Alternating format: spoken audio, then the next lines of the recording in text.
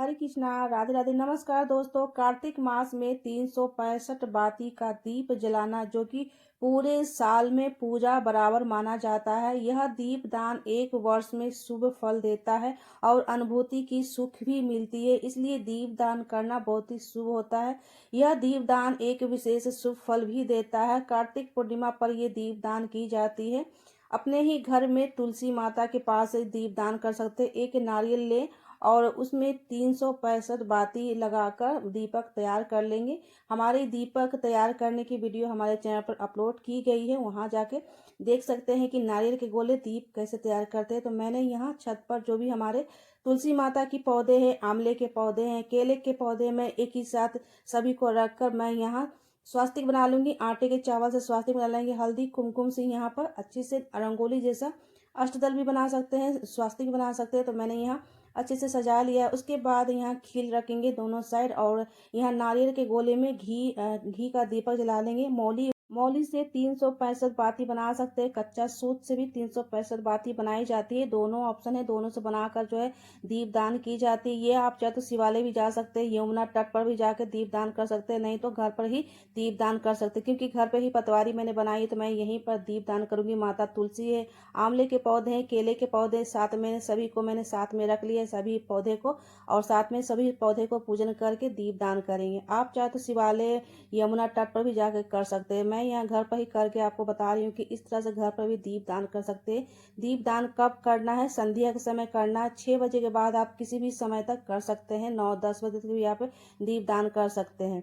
तो संध्या होने के बाद जो है दीप दान की जाती है। या तो सुबह सुबह ब्रह्म मुहूर्त में दीप दान कर सकते हैं, 3 से 5 बजे तक के अंदाज में आप कर सकते हैं। 3 से 5 के बीच में आप दीप दान कर सकते हैं। सुबह में करें या तो शाम में कर सकते हैं। ये आपको करना है पूर्णिमा तिथि के दिन, आपको करना है संध्या ढलने के बाद। दीपक की बाती कई अर्थ और नियम है, जैसे कि इसका पूरा जल जाना शुभ माना जाता है, जो ईश्वर की कृपा और प्रार्थना की स्वीकृति दर्शाता है। इसके अतिरिक्त दीपक की बाती की लौ को आकार और प्रकार भी अलग अलग मनोकामना के लिए महत्वपूर्ण होती है। दीपक की बाती से जुड़े संकेत और भी मानता है कि पूरे जल जाना, अगर दीपक की बाती पूरी जल जाती है तो यह एक शुभ संकेत मानी जाती है। इसका मतलब है कि भगवान आपकी पूजा से प्रसन्न होते हैं और आपकी ही मनोकामना पूर्ण होने वाली ही है। बाती में फूल बनने लगे। पूजा के दौरान अगर बाती में फूल बनना जाए तो यह बहुत ही शुभ भाग्यशाली संकेत माना जाता है। इसका अर्थ है कि भगवान ने आपकी प्रार्थना स्वीकार की है। जब हम दीपक जलाते हैं, दीपक का बुझ जाना, यदि दीप बीच में ही बुझ जाए तो यह संकेत यह शुभ होता है। लौ के ऊपर उड़ते ही पूजा के दौरान दीप के लौ जब ऊपर उड़ती है तो ये एक शुभ संकेत माना जाता है, जिसका अर्थ है कि आपकी पूजा सफल हो जाती है। गोल बाती यानी कि गोल बाती के स्थायी के लिए जलाया जाता है और यह ब्रह्म विष्णु शिव जी जैसे देवता के साथ ही साथ तुलसी और पीपल के सामने जलाना ही शुभ माना जाता है। लंबी बाती की उपयोग समांत अलग अलग मनोकामना के लिए किया जाता है, जैसे कि 3 बाती का दीपक शत्रु वध के लिए होता है और 7 बाती के लिए दीपक का माँ लक्ष्मी के लिए जलाया जाता है। इसे जो है नकारात्मक भी दूर करने के लिए जलाई जाती है। जली हुई बाती को फेंकने की बजाय आप उन्हें जो है 11 दिन तक इकट्ठा कर सकते हैं। इसके बाद आप उन्हें कपूर के साथ जला सकते हैं। ये भी बहुत सारे क्वेश्चन आते हैं कि सारे हम सुबह शाम जो भी दीप जलाते हैं पूरे कार्तिक के महीने, वो दीप जलने के बाद वो क्या करना चाहिए? तो उसको इकट्ठा कर थोड़ी सी कपूर डालकर उसको जलाया जाता है और जलने के बाद ना किसी भी पौधे की मिट्टी में हम दबा देते हैं। इससे भी काफी ज्यादा शुभ होता है। जली हुई बाती को क्या करना चाहिए? जली हुई बाती को नकारात्मक को दूर करने के लिए जली हुई बाती को फेंकने से अच्छा है कि उसे इकट्ठा कर एक साथ थोड़ा सा कपूर डालकर उसे जला देना चाहिए। उन पर कपूर और लौंग के साथ जला सकते हैं और उनके धुएं जो है पूरे घर में फैला सकते हैं। इससे करने से नकारात्मक ऊर्जा नष्ट होती है और घर में सकारात्मक आती है। नजर दोष दूर करने के लिए आप जली हुई बाती भी राख को तिलक भी लगा सकते हैं। नजर दोष छुटकारा मिल सकती है। घर की नकारात्मक ऊर्जा दूर करने के लिए दीपक को तांबे के बर्तन में पानी डालकर रात भर छोड़ने के बाद उसमें पानी का छिड़काव पूरे घर में करना चाहिए। दुकान पे कहीं भी आप कोई भी स्थल है, दुकान है या घर है, वहाँ पर ये छिड़काव करने से नज़र दोष व्यापार में भी ये बाधा दूर होती है, समस्या का छुटकारा मिल सकता है। तो ये जली हुई जो बाती होती है बहुत ही शुभकारी होता है, कभी भी इधर उधर नहीं फेंकना चाहिए। जब आप सुबह शाम में जो बाती जलाते हैं, सुबह शाम दीप जलाते हैं, माँ लक्ष्मी के सामने जलाते हैं, तुलसी माता के सामने जलाते हैं, जली हुई बाती को कभी भी नहीं फेंकना चाहिए। इकट्ठा करके उसे थोड़ा सा कपूर और लौंग डालकर जलाकर हम पूरे घर में ध्वनि दिखाते हैं। ध्वनि दिखाने से जो भी हमारे घर पर नकारात्मक रहती है वो नष्ट हो जाती है और वातावरण शुद्ध हो जाता है। तो जो जली हुई बाती रहती है वो भी बहुत ज़्यादा कार्यकार होता है और फायदे देता है वो धुआं दिखाने से। वैसे तो हिंदू सनातन धर्म में लक्ष्मी माता की सुबह शाम दीप जलाई जाती है। तुलसी माता के सामने घी के दीपक हम हर रोज सुबह शाम हम दीप जलाते हैं, धूप जलाते हैं, कपूर जलाते हैं।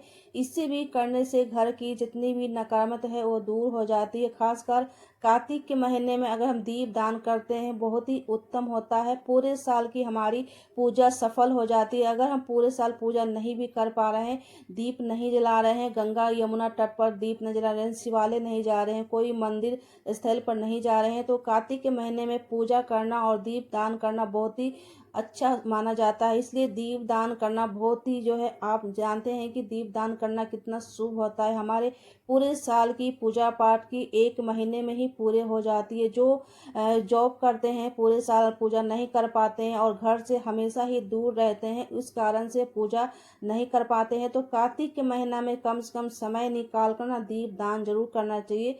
यमुना तट पर नहीं जाते तो कम से कम अपने घर पर ही तुलसी माता के सामने, तुलसी पौधे के सामने ही दीप दान जरूर करना चाहिए। अपने दरवाजे के पास, आंगन में, बालकनी में, छत पर, ये सारे जगहों पर जो है दीप दान कर सकते हैं। वैसे तो तारों के छांव में दीप दान करना सबसे ज्यादा उत्तम और विशेष माना जाता है। तारों के छांव में स्नान करना, दीप दान करना सबसे महत्वपूर्ण माना जाता है, क्योंकि इसलिए कार्तिक के महीने में तारों के छांव में स्नान करना ये मान्यता है कि तारों के छांव में स्नान करना, दीप दान करना और पतवारी की पूजा करना, तुलसी माता की सेवा करना सबसे ज़्यादा ये महत्वपूर्ण माना जाता है और सुखद भी रहता है। पूरे साल के हमारे जितने भी कष्ट रहते हैं वो सुखद में बदल जाता है, जीवन सफल हो जाता है। तुलसी के पास शाम को सूर्योदय के समय जो है गोवर्धनी बेला में जो है दीप जलाना चाहिए, सबसे शुभ माना जाता है। जो लोग लगभग शाम के 5 से बजे से 6 के बीच में जो समय रहता है लगभग दीप जलाने का, उस समय जरूर जलाना चाहिए। ये समय दिन रहता है, रात के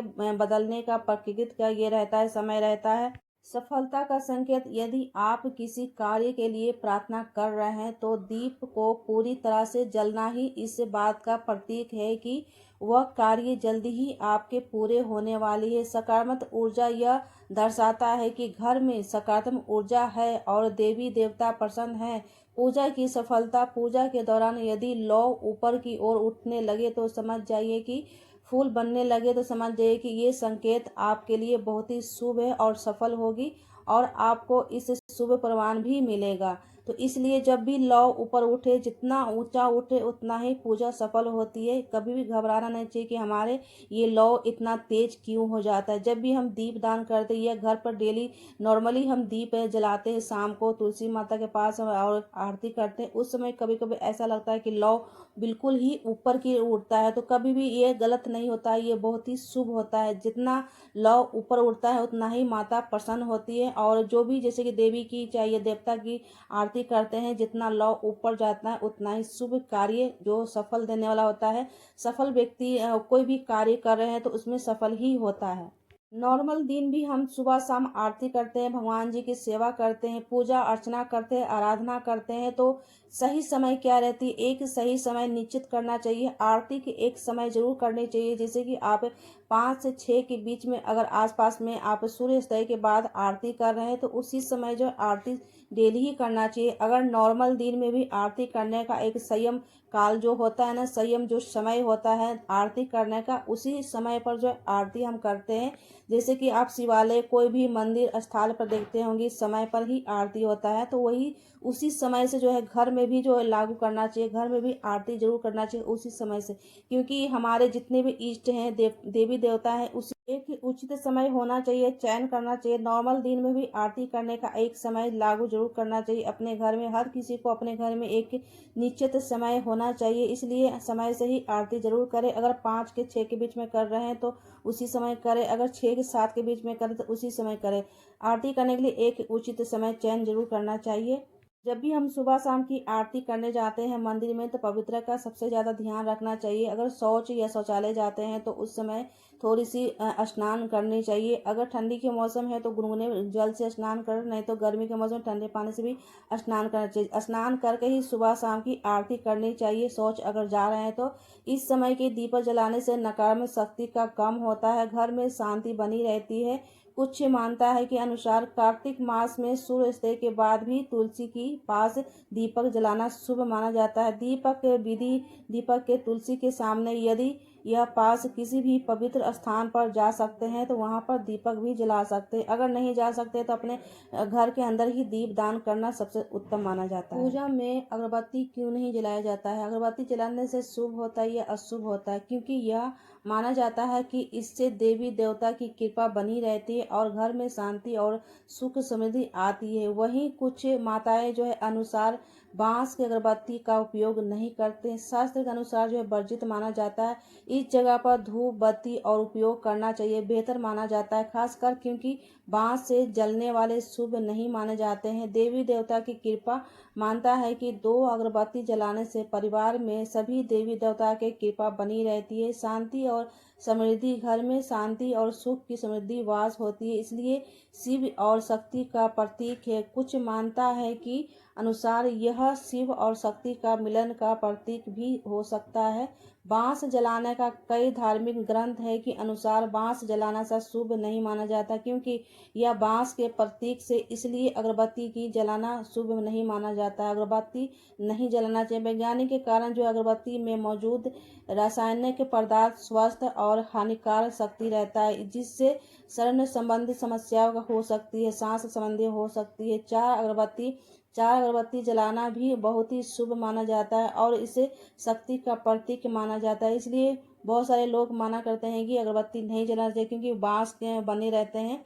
वैसे तो शास्त्र के अनुसार जो है मनाही होती है, फिर भी कहीं कहीं देखते हैं कि बांस का जो भी बहुत सारे लोग अगरबत्ती जलाना सबसे शुभ माना जाता है। बहुत सारे जो है धार्मिक स्थान पर अगरबत्ती जला देते हैं, जैसे शिवालय है, वहां पर घी के दीपक जलाना चाहिए, कपूर या तो धूप से आरती करना चाहिए, क्योंकि बहुत सारे लोग जो है ना अपना मनमानी करते हैं और शिवालय में बहुत सारे लोग जो है धूप नहीं जलाते हैं और अगरबत्ती जला देते हैं, क्योंकि अगरबत्ती बहुत ही आसान होता है, बहुत जल्दी जल भी जाता है। और बहुत सारे लोग सोचते हैं कि फटाफट पूजा ही तो करना है, अगरबत्ती जलाएंगे तो क्या होगा, भगवान को अगरबत्ती दिखाएं या धूप जलाएं, बात बराबर होती है। तो बहुत सारे लोग को ये नहीं समझ में आता है कि अगरबत्ती में बांस के डंडी जो है फिक्स रहती है, बांस के डंडी से ही बनती है। क्योंकि बांस इसलिए नहीं जलाना चाहिए, अगरबत्ती इसलिए नहीं जलाना क्योंकि हमारे वंश से जुड़ा रहता है, और कहते हैं शास्त्र में कि अगरबत्ती नहीं जलाना चाहिए। जब बांस जलती है तो हमारे वंश भी जो है जल जाते हैं, इसलिए बांस का जो भी उपयोग करते हैं, बांस के जो बने हुए अगरबत्ती उपयोग करते हैं, वो सबसे खतरनाक होता है। खतरनाक तो होता ही है और शुभ भी नहीं होता, क्योंकि हमारे भगवान जो चीज़ से पसंद नहीं हो वो चीज़ क्यों करना। उसके जगह पर आप एक कपूर जला लीजिए या तो सरसों का तेल का ही दीपक जला लीजिए, उससे भी भगवान काफ़ी ज़्यादा प्रसन्न हो जाते हैं। भगवान ये नहीं कहते हैं कि हमारे ऊपर ये कपूर और धूप घी के दीपक ही जलाओ। भगवान की श्रद्धा जितना हो सके भगवान के भाव के भूखे हैं, यह नहीं कि खूब सारा हम अगरबत्ती जलाएं, घी के दीपक जलाएं, भगवान उसी से प्रसन्न होते हैं। पर भगवान प्रसन्न होते हैं अपने भाव से, अपने कर्म से प्रसन्न होते हैं। अपने जितने अच्छे कर्म रहेंगे, अपने भाव जितने अच्छे रहेंगे, श्रद्धा उतने अच्छा रहेंगे, उतना ही भगवान प्रसन्न होते हैं। तो दोस्तों नारियल के गोले में मैंने ये दीपक जलाए हैं, तो धीरे धीरे ये जल रहा है। तो ये जलने के बाद आपको क्या करना है, तो इधर उधर नहीं फेंकना है। अगर आप यमुना तट पर जा रहे हैं तो इसको प्रवाहित कर सकते हैं, नहीं तो प्रवाहित करने से अच्छा है, जल गंदा करने से अच्छा है कि आप इसे मिट्टी में दबा दें। जब ये पूरी तरह से जल जाए, ये ठंडे हो जाए, तो आप सुबह में क्या करें कि इधर उधर ना फेंकना है आपको, ना ही जल प्रवाहित करना है। जल प्रवाहित करिएगा तो जल भी गंदा हो जाता है। इससे अच्छा है कि आप कोई भी मिट्टी के गमले में इसे मिट्टी में दबा दें ताकि ये खाद बन जाएगी, ये नुकसान नहीं करेगी क्योंकि ये नारियल के गोले हैं और ये नुकसान नहीं करेगी, बाद में ये मिट्टी बन जाएगी। तो इसे आप इधर उधर ना फेंकें। जब पूरी तरह से ये जल जाएगी तो सुबह में इसको उठा कर ना अपने मिट्टी के गमले में इसको दबा दें, ये खाद बाद में बन जाएगी, सड़ जाएगी। और ये आपको जल में प्रवाहित करने से अच्छा है, जल को गंदा करने से अच्छा है कि अपने किसी भी गमले में इसको मिट्टी में दबा दें। तो इस तरह से जो है आपको लास्ट में इसको उठा लेना है। जब ये जल जाएगी, पूरी तरह से जल जाती है, एक भी नहीं बचेगी। तो एक मेरा जो है पूरी तरह से जल चुका है और बाकी जो 4 बचा है ना वो धीरे धीरे जल रहा है। तो ये जलने में काफ़ी समय लगेगा। तो इसको हम सुबह उठा कर ना, इसको उठाने के बाद हम मिट्टी में दबा देंगे।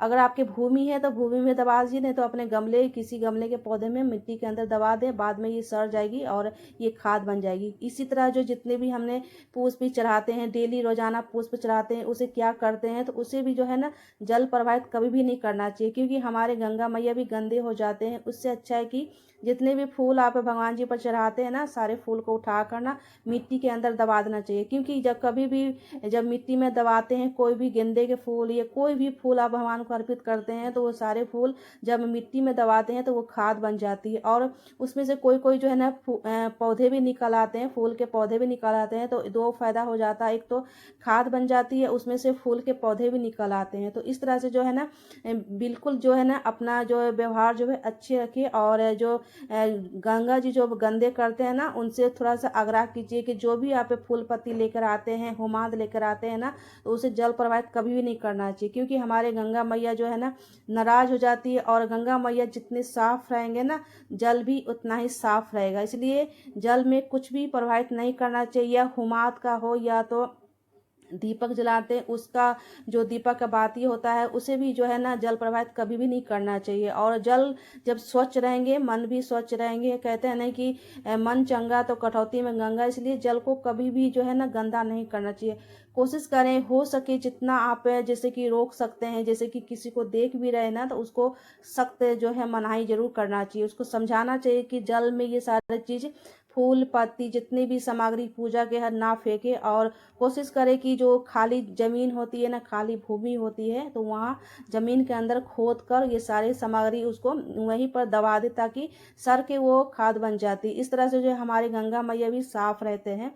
धीरे धीरे जो है ये चारों तरफ ये फैल रही है कि जितनी भी सामग्री है गंगा जी के पास नहीं फेंकना है। धीरे धीरे जो है ना सिक्योरिटी बढ़ते जा रहा है, जो भी वहाँ पर गार्ड रहते हैं तो फेंकने के लिए तो मना ही रहता है, फिर भी कभी ना कभी कोई जो है जाकर फेंक देता है। तो ये सारी सामग्री, पूजा की सामग्री कभी भी जल प्रवाहित ना करें, और मिट्टी में खाली अगर भूमि है तो वहाँ दबा देते। इस तरह से जो है आपके गंगा मैया भी साफ रहते हैं, स्वच्छ रहते हैं। तो आई होप आज की वीडियो, अगर हमारी जानकारी पूजा पाठ की जो पूर्णिमा तिथि की दीपदान कैसे करना है वीडियो पसंद आए तो लाइक से